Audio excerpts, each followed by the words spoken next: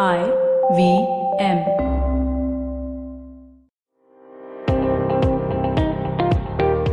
Welcome to All Things Policy, a daily podcast by the Takshashila Institution. We are a bunch of policy nerds based in Bengaluru, and we like bringing fresh perspectives to Indian affairs and Indian perspectives to global affairs. So grab a cup of coffee, sit back, and join us for today's chat. Hello and welcome to All Things Policy. 104 years ago, the night of April 26th, a French cruiser named the Leon Gambetta, named after a famous French president, was making its way through the Ionian Sea when it was struck by two torpedoes. And about 500 of the souls on board perished and another 200 odd survived. The captain of the Austrian submarine that sunk it was one Lieutenant von Trapp. He's, of course, best known as the patriarch of the Von Trapp family that inspired the Broadway musical and the movie Sound of Music. You know, submarines have been around for more than a century, and they permeate through politics, through pop culture, and they really shape in their own way the world we live in. In the First World War, it was Germany's decision to mount unrestricted submarine warfare that drew the Americans into the war. The Second World War, I'm sure a lot of you know about the Arctic convoys and the wolf packs hunting Allied convoys of ships, and how American submarines basically helped strangle Japan. In the Cold War, the dynamics around submarines changed to some extent. You still had submarines hunting each other in the deep oceans, but what really changed was propulsion. The old submarines, like the one that Lieutenant von Trapp operated, was a simple diesel electric. But it was in the 1950s that you started getting nuclear-powered submarines. These were submarines which have nuclear reactors as their power plants. And soon after that, both the US and the Soviet Union started fielding ballistic missiles that carried nuclear warheads on some of these submarines. These are what we call SSBNs, or more colloquially, we just refer to them as boomers. And the other submarines, the sleeker, smaller submarines that went around hunting these submarines and went around had the role of normal conventional war fighting, but were nuclear powered, tended to be called SSNs. We typically just call them hunter killers. And today we're going to talk about how these two classes of submarines, as well as the older class, the diesel electrics have gone through a great revolution in the last 100 years, as you might imagine. We're going to talk about how these are influencing political calculations today. And specifically, we're going to look at China. I have with me today Suyash and Pranav. And Suyash has read a very interesting paper on China's submarine force, which has a certain focus, especially on its boomers, its SSBNs, ballistic missile submarines. Suyash, tell us about this paper. What are its core arguments? So as you rightly explained, Aditya, it's a ICS paper looking at SSBNs, partially at SSNs and diesel electric submarines. The paper argues that China's SSBN capabilities are increasing, and then it jots points as to why it is important for China to look into its SSBN capabilities. I'll just start with statistics. Sure. China has 4 SSBNs, that is 4 nuclear submarines powered with launching nuclear ballistic missiles. It has 5 SSNs, and it has 47 to 57 diesel electric submarines. So China is investing a lot in its submarine warfares, because if you see China, as all of us know, China doesn't have a favorable maritime geography. It is surrounded by first island chain, second island chain, third island chain, and all of it are it is not having a good equation with all its neighbors. Also, if you look at core geography, Chinese waters, so the 3 seas are not all of them, most of them are not very favorable for submarine warfares. And if China has to operate a submarine, it has to go into Pacific Ocean. So that's why the only favorable water for China is South China Sea, where it has its submarine base. Why submarine important? SSBN especially, Because if you calculate a nuclear triad, the third part of it is submarine. So what is nuclear triad? Basically, if you can launch a nuclear vessel, China has no first use doctrine. It focuses on second use. If second use is important, then you should have options of all three. You should have all three options available for striking second. So that is land, air, and sea. And sea is the most undetectable nuclear. In all three, it is not the most vulnerable second strike capacity. So that is why China is focusing on submarine warfare from South China Sea. So it has its base in Hainan, which is the southernmost theater of China, where it has located 4 SSBNs. And the argument by China is that whenever it regularly militarizes the all three islands and reefs around this base, so that this base is not vulnerable to outside attack. And these submarines are used as ASW capacities, that is anti-submarine warfare capacities, developing A2AD capacities. So there are two things involved. One, striking United States or striking any other adversary from South China Sea, so that the submarines doesn't have to go to Pacific, beating all the 3 chains of command, all the 3 chain of islands, which is very difficult for them. And second, developing their neighborhood by developing ASW capacities. All right. I'm just going to try and summarize what you said. Mm-hmm. So China has around Hainan Island, Yulin base, right? Yes. Is basing these SSBNs, these ballistic missile submarines there, mm-hmm. and presumably is looking at deploying these in the South China Sea, mm-hmm. which it hopes to use as a bastion. Right? This has been talked about for some years now, but basically the idea of a bastion being that you can protect that area easily from incursion of enemy vessels. So that's a classic bastion strategy used by Russians, as we have already discussed, the then Soviet Union. A bastion strategy is used because when your submarines are not adequate to go out, adequate as in not very much efficient to go out. If your submarines are noisy, basically, so if it is it is vulnerable to detection, then you can place your submarine in your own backyard or in your own bastion, and then from there you can strike your adversary.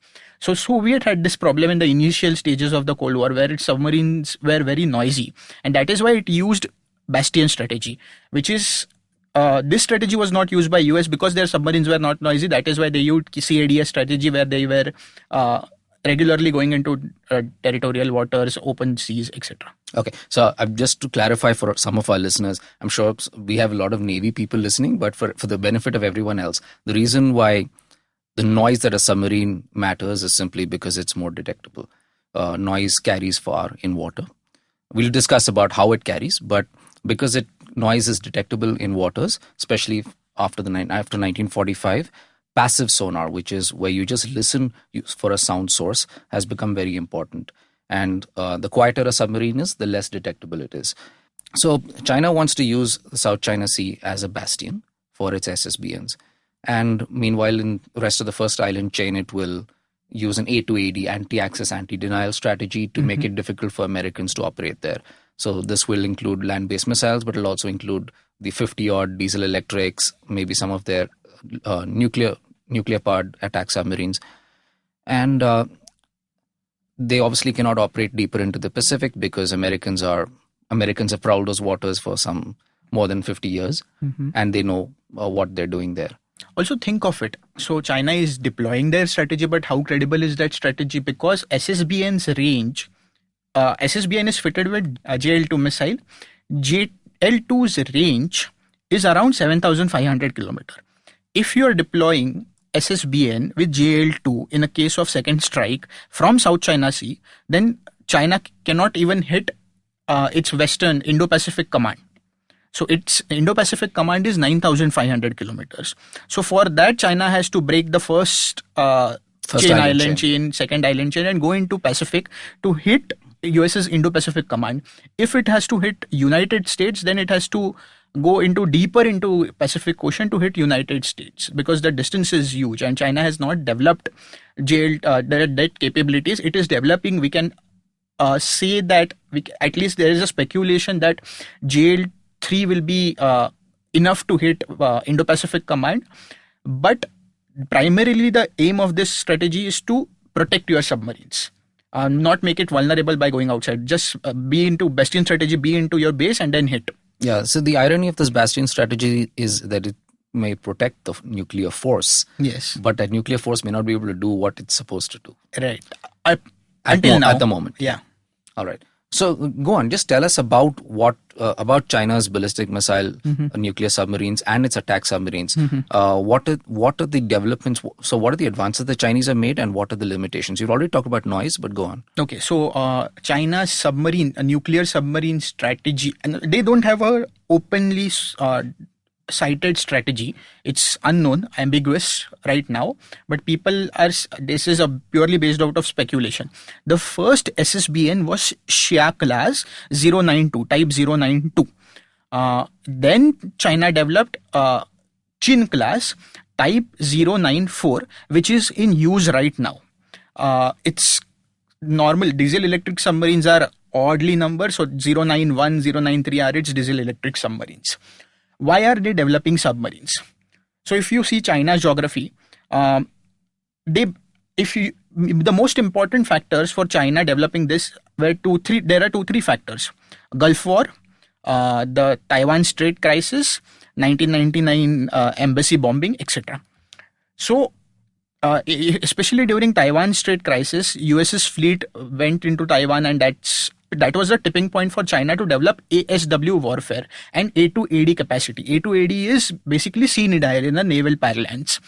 So all of it is directed towards US to prevent US from, in case of war, to prevent US from coming close to China, in its own backyard. Especially if you see backyard can be extended from 3 seas to Western Pacific. It is denial of US in Western Pacific Ocean. So that is why it is developing all the 3 submarines, all the 3 types of submarines. And submarines are not vulnerable, so they can hit any fleet that is coming their way. So that is the basic strategy for China for developing all the 3 types of submarines. Now, there's a lot of speculation, Suyash, about what the exact capabilities of these submarines are. Does this paper have anything to say about that? Okay, if you divide all 3 classes, I'll start with SSBNs, that is the Xia class submarine.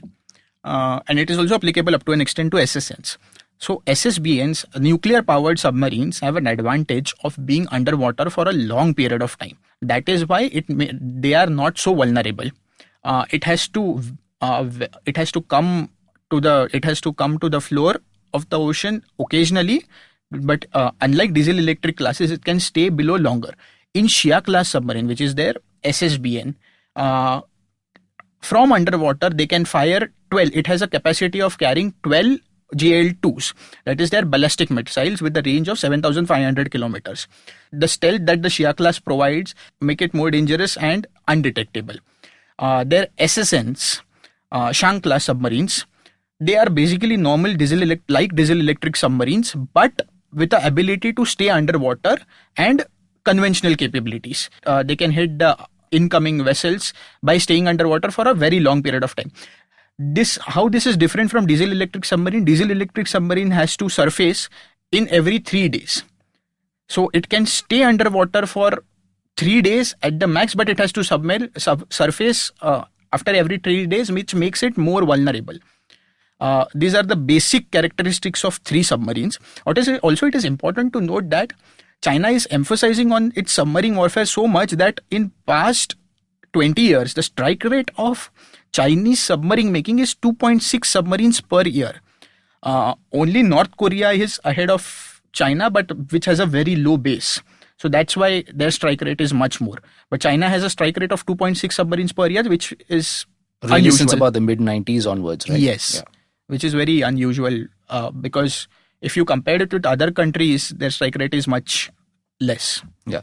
So now, again, just going by things that you hear, you hear that the Xia class was noisy, that even the Shang, the original nuclear attack submarines, were quite noisy, but that the Shang, that newer classes are slightly quieter, and that the Qin class, of the newest class of SSBNs, of which there are 4 or 5, are also slightly quieter, but still very noisy compared to, say, American submarines, right? Yes, there is a reason for that. Also, with my limited understanding, I can say that their diesel electric submarines are much better than their SSNs and SSBNs. So their SSNs and SSBNs are much more noisy than their diesel electric so that's submarine. mainly because nuclear plants are noisy. Yeah. So diesel electrics, we've had 100 years to perfect them, and they tend to be actually much quieter. All right. So now, Pranav, the Chin class is known to be noisy, but that's not necessarily as big a disadvantage for China as it might be, right? Yeah, because the advantage that China has in using this noisy submarine is in the geography. Operating in the South China Sea, which is a very deep water, and yet it's also a very noisy sea. So the difficulty for submarines to detect other submarines is when you have extremely noisy seas, when you have high waves, and so on. Now, typically how a submarine operates is in 3 zones. The first one is called the thermal layer, which is the shallow zone. Then below the thermal layer is something called the shadow zone. The shadow zone is one place which is very, very silent, right? You cannot hear other submarines properly. It's the property of water. And then when you go even below that, you get your normal depths. And this is where sound travels for the farthest, and this is where you're most likely to get detected. Right? This is what in the Cold War came to be known as the deep sound channel, which is, depending on which sea you are, but about 800 to 1,000 meters below, where basically the way the way sound refracts means that it carries forward for long distances. And the advantage of the South China Sea is that the shadow zone is much larger. So it has a very large depth in which the Chinese could operate. So the only problem the Chinese would have is if a sonar buoy was directly dropped under them, right? Which has to be done by helicopter, which is very risky. Other than that, the Chinese are relatively safe given they operate in the shadow zone. And we know how submarines operate. When they're in the enemy zone, they will operate something under 1.5 to 2 knots, which is very, very quiet. They shut down all the electrical systems and they go into critical mode. So typically this would be where they would operate, and because the Chinese are not going on expeditionary missions with their submarines, if the strategy is only to deny or protect their region, then the submarine does a perfectly good job. Pranav, you talked about sonar buoys. So if you have to remember this, that South China Sea itself is surrounded by different countries which are partners and allies of United States. So how secure that geography itself? You have to take that into consideration as well. Having said that, yes, they are fortifying and militarizing different geographies within South China Sea, and that makes it partially secure. That is one point. But yes, looking at the outer periphery of South China Sea, which makes South China Sea much more vulnerable than any other geography. Yeah, we've also seen the artificial islands, the Mischief Reef, and all these other islands have air defenses, right? These air defenses are primarily for defending against aircraft, transport aircraft, or any attack aircraft. But when necessary, they could also be used against helicopters. The thing about the South China Sea is China is able to use both its land assets and sea assets to defend it and make it a very effective bastion. The problem being that it doesn't have missiles to reach the United States, the continental United States from there. But again, let's go beyond the first island chain. We just talked about what China's expeditionary abilities might be, in the sense that just moving into further geographies. We hear from a lot of sources about a chain of hydrophones, basically listening devices laid right across the Strait of Malacca, with India, Japan, US being named as the countries involved. I'm sure that it's not so easy to get through the Straits of Sunda, for instance, as well. What do Chinese submarines do, especially attack submarines do, when they enter the Indian Ocean region? What chances do they have? Are they going to be easily detectable? How does the thermal layer affect detectability in those areas? Pranav, you have anything to add to this? Well, first of all, I don't think that both India and China have the sufficient technology to detect each other at lengths from where the United States or Russia could do so. So I probably believe that they would use the land-based missiles to attack. But there is a probability that the Chinese could enter this region once they enter the Indian Ocean region, and because this is our area of control or our area of experience, we might have placed listening devices within our waters. Yeah, so obviously across the strait, there seem to be listening devices. You also have basically India's. You also have Indian naval assets in the Andaman and Nicobar Islands. What is going to be interesting, though, is that we're talking here about peacetime, not wartime or crisis. You're going to have Chinese submarines making more and more of a show in these regions. I'm sure you'll have Chinese nuclear submarines trying to go all the way up to Djibouti. So they're going to get more used to these waters. And if you're considering that the Chinese are building submarines at about 2.5 per year, India is obviously nowhere near that, right? India has literally one nuclear attack submarine. It has 15 diesel electrics and one somewhat operational ballistic missile nuclear submarine, and a second one hopefully will come up in a year or two.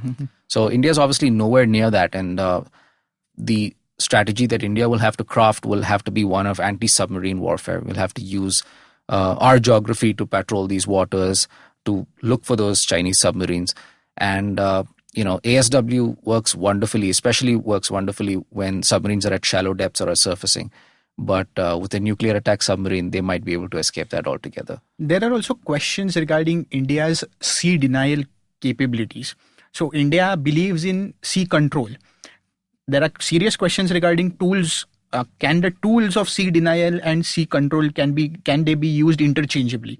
Yes, we have a tri-command base at Andamans and Nicobars. Yes, we have US's presence in the Indian Ocean region. But India's self-capability of ASW is still questionable. Absolutely. And also you have to remember the different...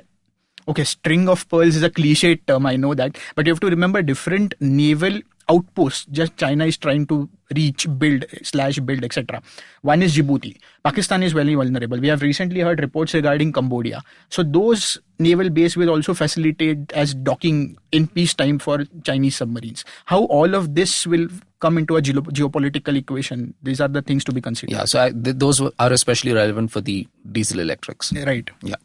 All right. Now I just want to take a step back and just look broadly at the politics of these submarines. Suyash, we just talked about what Chinese submarines, PLA Navy submarines operating in the Indian Oceans might look like. But what does it mean politically? What is its significance? Why should we care if a single submarine is lurking in the waters here? Okay, one is, so Indian Ocean region is largely Chinese are not familiar with Indian Ocean region. So peacetime activities is for getting acquainted. So we have occasionally seen Chinese submarines coming to different ports in our neighborhood. We've seen operational Chinese submarines, diesel electric submarines in Indian Ocean. We have seen it in open seas. So also you have to remember this fact that Arabian Sea is a very Indian Ocean per se is very conducive for submarine due to the hot waters. So the basic purpose of operating a submarine in peacetime activities is to get acquainted with the geography, is to get acquainted with the different depths that he has suggested, so that to get familiar during wartime operations. That is how the strategy works or manifests itself. Yeah, so when the first submarines took to water, more than 100 years back, humans had to start getting acquainted with a new geography, which is the geography of the sea depths. So it's what you need are hydrographic maps. What does the seabed look like? What is the temperature at different depths? What is the salinity? Because all of this affects how sound carries, basically. Right. And of course, you don't want to bump into something and sink.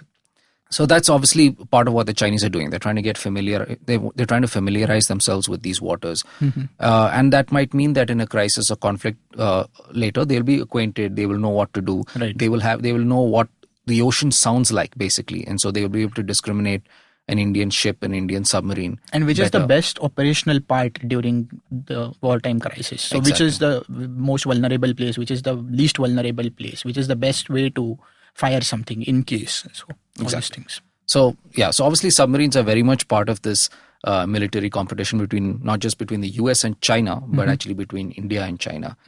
And India will obviously have to come up with some fairly innovative ways to keep up and deal with these Chinese capabilities that we're likely to see deployed in the Indian Ocean region in the coming years. All right. I've had a lot of fun having this discussion. Thanks a lot, Suyash. Thanks, Pranav. Yeah. And thank you for joining us on All Things Policy. If you have anything else on the subject you would like us to discuss, you'd like us to have more episodes on submarines, we are absolutely very happy to geek out on them. Both Pranav, Suyash and me, we're all very happy to geek out on these subjects. So please let us know. Leave us a comment. You can reach out to us on Twitter. I'm at ADITYAR22. Suyash? You can reach out to me at Suyash_Desai. Pranav? At Duke_not Newcomb. That has to be the best Twitter handle among the three of us. All right. Thank you very much. If you liked our show, don't forget to check out other interesting podcasts on the IVM network. You can tune into them on the IVM Podcast app, ivmpodcast.com, or wherever you listen to your podcasts. You can also follow IVM on social media. The handle is at IVM Podcasts on Twitter, Facebook, and Instagram. And hey, if you'd like to dive into Takshashila's research on technology, strategy, and economic affairs, check us out at our Twitter handle at Takshashila INST or our website takshashila.org.in. The modern world is obsessed with food and agriculture. Everywhere you look, new and exciting technologies are bringing food innovation to your street market, your grocery store, your doorstep, and your plate. From our quest for the perfect food photos to our rediscovery of ancient grains. Quite simply, food has never been sexier. But guess what? The modern food system is broken. It's a major cause of climate change, antibiotic resistance, and global poverty. So how did we get here? And where are we going? Most importantly, how are we going to feed 10 billion people globally by the year 2050 through better, more sustainable means? I'm Varun Deshpande. And I'm Ramya Ramurthy. And we work for the Good Food Institute, a global non-profit accelerating the transformation to a more healthy, sustainable, and just food system. The next food revolution is here. On Feeding 10 Billion, we're giving you the inside view.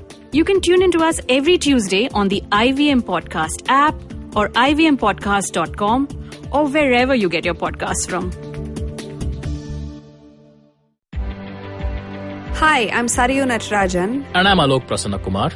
And we are the hosts of the Ganatantra podcast. On this podcast, we speak to academics, social scientists, journalists, and activists to find out what's actually going on in Indian politics. On this podcast, we stay away from personality politics, intrigue, and gossip, and instead focus on the data, research, and analysis that drives all this. So tune in to the Ganatantra podcast, where new episodes are out every Wednesday on the IVM Podcast app, website, or wherever you listen to your podcasts.